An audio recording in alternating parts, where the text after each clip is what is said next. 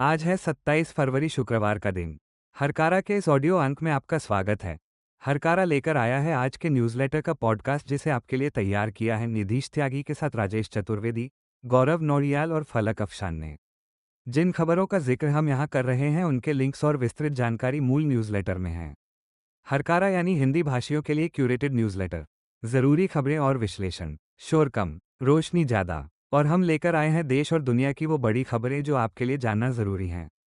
आज के अंक में हम बात करेंगे पाकिस्तान और तालिबान के बीच छिड़े हवाई संघर्ष की जिसने सीमा पर तनाव बढ़ा दिया है।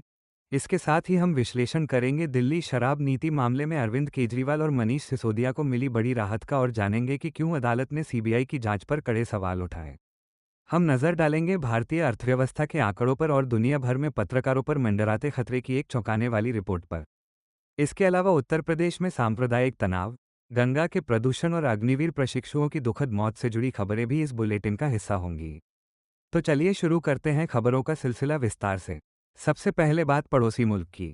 रॉयटर्स और अन्य एजेंसियों की रिपोर्ट के मुताबिक पाकिस्तान और अफगानिस्तान के तालिबान शासकों के बीच तनाव खतरनाक स्तर पर पहुंच गया है।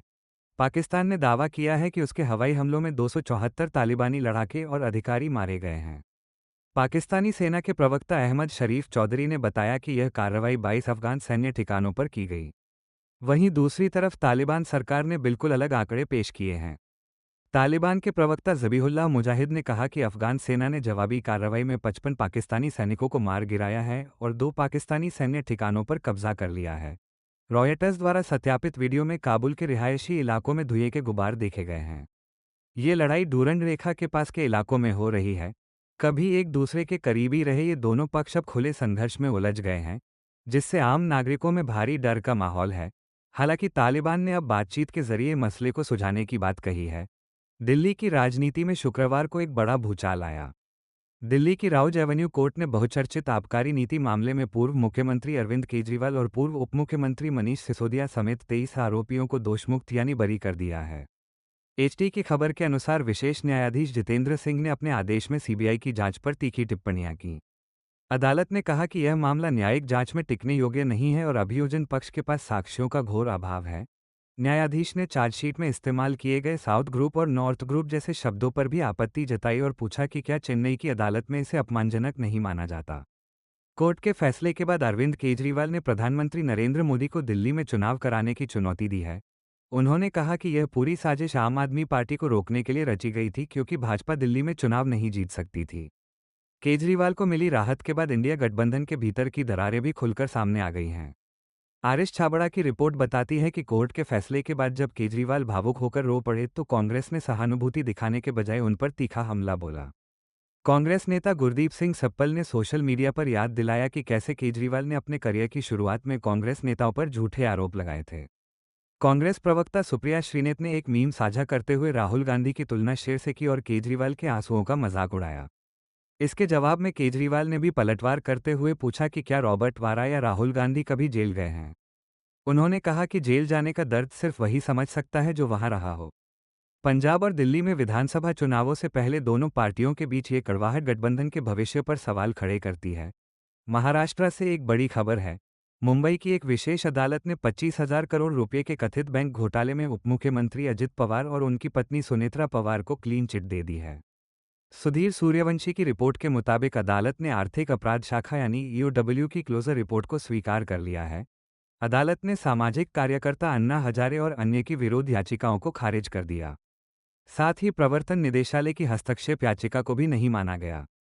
विशेष न्यायाधीश महेश जाधव ने कहा कि सहकारी चीनी मिलों से जुड़े ऋण और वसूली में कोई आपराधिक मामला नहीं बनता है।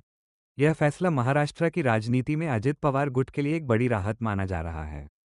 उत्तर प्रदेश के मुजफ्फरनगर से एक चिंताजनक खबर है। मकतूब मीडिया की रिपोर्ट के अनुसार वहां के एक हिंदू बहुल इलाके में एक मुस्लिम परिवार द्वारा घर खरीदे जाने का विरोध हो रहा है। हिंदुत्ववादी कार्यकर्ताओं ने इसे हाउस जिहाद का नाम दिया है। संपत्ति खरीदने वाले अली हसन ने आरोप लगाया है कि उन्हें घर छोड़ने के लिए धमकाया जा रहा है और गंभीर परिणाम भुगतने की चेतावनी दी जा रही है। अली हसन का कहना है कि 15 से 20 लोगों की भीड़ उनके घर आई और उन पर दबाव बनाया। वहीं स्थानीय निवासियों ने पोस्टर लगाकर विरोध प्रदर्शन भी किए हैं। पुलिस ने दोनों पक्षों की शिकायत दर्ज कर ली है लेकिन अभी तक किसी ठोस कार्रवाई की जानकारी नहीं दी गई है। ये घटना सुप्रीम कोर्ट की उस टिप्पणी के कुछ ही दिनों बाद आई है जिसमें भारत में गहरे सामाजिक विभाजन पर चिंता जताई गई थी। अर्थव्यवस्था और रोजगार के मोर्चे पर मिश्रित खबरें हैं। मैनपावर ग्रुप के एक सर्वेक्षण के अनुसार भारत में टैलेंट की भारी कमी है। रिपोर्ट बताती है कि 82% नियोक्ताओं को सही कुशल कर्मचारी नहीं मिल रहे हैं, जो वैश्विक औसत से काफ़ी ज़्यादा है। खास तौर पर आर्टिफिशियल इंटेलिजेंस यानी एआई के क्षेत्र में ये कमी सबसे अधिक महसूस की जा रही है। दूसरी ओर रॉयटर्स के अनुसार भारत की अर्थव्यवस्था ने अच्छी रफ्तार पकड़ी है। अक्टूबर से दिसंबर तिमाही में भारत की जीडीपी 7.8% की दर से बढ़ी है। सरकार का अनुमान है कि पूरे वित्त वर्ष में विकास दर 7.6% रहेगी। इसका मतलब है कि भारत दुनिया की सबसे तेजी से बढ़ती प्रमुख अर्थव्यवस्था बना रहेगा। हालांकि टैलेंट की कमी इस विकास यात्रा में एक बड़ी बाधा बन सकती है। भारतीय रिजर्व बैंक के आंकड़ों के अनुसार एनआरआई जमा प्रवाह में गिरावट दर्ज की गई है।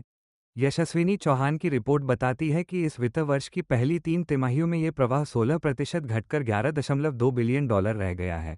विशेषज्ञों का मानना है कि रुपये के कमजोर होने की आशंका और भू राजनीतिक अनिश्चितताओं के कारण ऐसा हुआ है।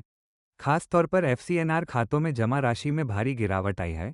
हालांकि रुपये में जमा होने वाले एनआरई खातों में बढ़ोतरी देखी गई है। विश्लेषकों का कहना है कि अगर रुपये में और गिरावट आती है या ब्याज दरों में कटौती होती है तो आने वाले समय में एनआरआई निवेश और भी कम हो सकता है। हमारी जीवनदायिनी नदी गंगा अब दुनिया के एक गंभीर आंकड़े का हिस्सा बन गई है। साओ पाउलो के एक विश्वविद्यालय के अध्ययन के मुताबिक गंगा और यमुना सहित दुनिया की 46% नदियां अब इतनी प्रदूषित हैं कि उनका पानी पीने तो क्या नहाने लायक भी नहीं है। रिपोर्ट में कहा गया है कि गंगा में हर साल लाखों टन कचरा फेंका जाता है। नरेंद्र सेठी की रिपोर्ट के अनुसार उत्तराखंड सरकार के लिए ये चिंता का विषय है, क्योंकि 2027 में कुंभ मेला और जल्द ही चारधाम यात्रा शुरू होने वाली है। प्रदूषण नियंत्रण बोर्ड ने जीरो टॉलरेंस की नीति अपनाने की बात कही है।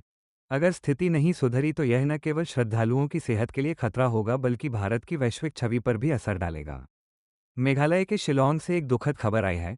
वहां संदिग्ध मेनिंगोकोकल संक्रमण से 2 अग्निवीर प्रशिक्षुओं की मौत हो गई है। एक्सप्रेस न्यूज के मुताबिक ये प्रशिक्षु असम रेजिमेंटल सेंटर में ट्रेनिंग ले रहे थे। इस घटना के बाद मेघालय सरकार ने स्वास्थ्य एडवाइजरी जारी की है और लोगों से भीड़भाड़ से बचने की अपील की है।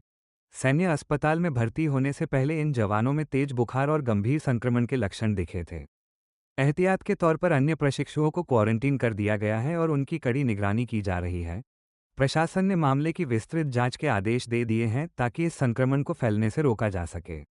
दिल्ली देहरादून एक्सप्रेसवे पर एक विवादित घटना सामने आई है। मकतूब मीडिया की रिपोर्ट के अनुसार सहारनपुर के पास एक साउंड बैरियर पर यह सड़क मुसलमानों के लिए नहीं है जैसा संदेश लिखा गया। पुलिस ने तुरंत कार्रवाई करते हुए इस संदेश को मिटा दिया है और हिंदू रक्षा दल के खिलाफ मामला दर्ज किया है। हैरानी की बात यह है कि हिंदू रक्षा दल के सदस्यों ने खुद वीडियो जारी करके इस कृत्य की जिम्मेदारी ली है। उनका तर्क है कि हाईवे हिंदुओं के टैक्स से बनते हैं, इसलिए मुसलमानों को इसका इस्तेमाल नहीं करना चाहिए। पुलिस ने कहा है कि सोशल मीडिया पर वायरल हो रहे ऐसे बयानों की जांच की जा रही है और दोषियों के खिलाफ सख्त कार्रवाई होगी। वरिष्ठ पत्रकार श्रवण गर्ग ने हरकारा डीप डाइव में प्रधानमंत्री मोदी की इजराइल यात्रा का विश्लेषण किया है। उनका कहना है कि गाजा में जारी हिंसा और नेतन्याहू पर लगे युद्ध अपराधों के आरोपों के बीच ये यात्रा भारत की परंपरागत विदेश नीति से अलग दिखाई देती है। चर्चा में इस बात पर जोर दिया गया कि इस यात्रा का कोई स्पष्ट एजेंडा जनता के सामने नहीं रखा गया। न कोई बड़ा समझौता हुआ और न ही बातचीत के मुद्दों का खुलासा हुआ। श्रवण गर्ग का मानना है कि वैश्विक तनाव और संसद सत्र से पहले हुई यह यात्रा भारत की लोकतांत्रिक छवि और नैतिक स्थिति पर सवाल खड़े कर सकती है। तेलंगाना में वक्फ संपत्तियों को डिजिटल पोर्टल उम्मीद पर दर्ज कराने की समय सीमा 12 मार्च को खत्म हो रही है। द हिंदू की रिपोर्ट के अनुसार अगर दस्तावेज समय पर अपलोड नहीं हुए तो हजारों मस्जिदें और दरगाहें सरकारी रिकॉर्ड से बाहर हो सकती हैं। हैदराबाद में मुतवल्ली और प्रबंधक कागजों को लेकर दफ्तरों के चक्कर काट रहे हैं। तकनीकी खामियों और पुराने दस्तावेजों की कमी के कारण ये प्रक्रिया बेहद धीमी है। वक्फ बोर्ड के अधिकारियों का कहना है कि अभी भी बड़ी संख्या में काम बाकी है। मुस्लिम पर्सनल लॉ बोर्ड ने नए कानून को सुप्रीम कोर्ट में चुनौती दी है, लेकिन साथ ही संपत्तियों को बचाने के लिए लोगों को रजिस्ट्रेशन कराने की सलाह भी दी है। अंत में बात प्रेस की आज़ादी की। कमेटी टू प्रोटेक्ट जर्नलिस्ट्स यानी सीपीजे की रिपोर्ट ने चौंकाने वाले आंकड़े पेश किए हैं। रिपोर्ट के मुताबिक साल 2025 पत्रकारों के लिए पिछले 30 सालों में सबसे घातक रहा है। इस साल 129 पत्रकार मारे गए, जिनमें से 86 मौतें इजरायली गोलीबारी में हुईं। रिपोर्ट में दावा किया गया है कि पत्रकारों की हत्याओं में से 81% मामलों के लिए इजराइल जिम्मेदार है। गाजा में अल जजीरा और अन्य मीडिया संस्थानों के पत्रकारों को निशाना बनाया गया। सीपीजे की सीईओ ने कहा है कि जब पत्रकार खबर दिखाने के कारण मारे जाते हैं तो हम सब खतरे में होते हैं। भारत, मैक्सिको और फिलीपींस में भी पत्रकारों की सुरक्षा चिंता का विषय बनी हुई है। तो ये थी आज की बड़ी खबरें। इन खबरों पर आपकी क्या राय है, हमें ज़रूर बताएं। हरकारा का ये पॉडकास्ट आप सबस्टैक के अलावा यूट्यूब, स्पॉटिफाई और हमारे सोशल मीडिया हैंडल पर भी सुन सकते हैं। खबरों के शोर में रोशनी की तलाश जारी रहेगी। जुड़े रहिए हरकारा के साथ। नमस्कार।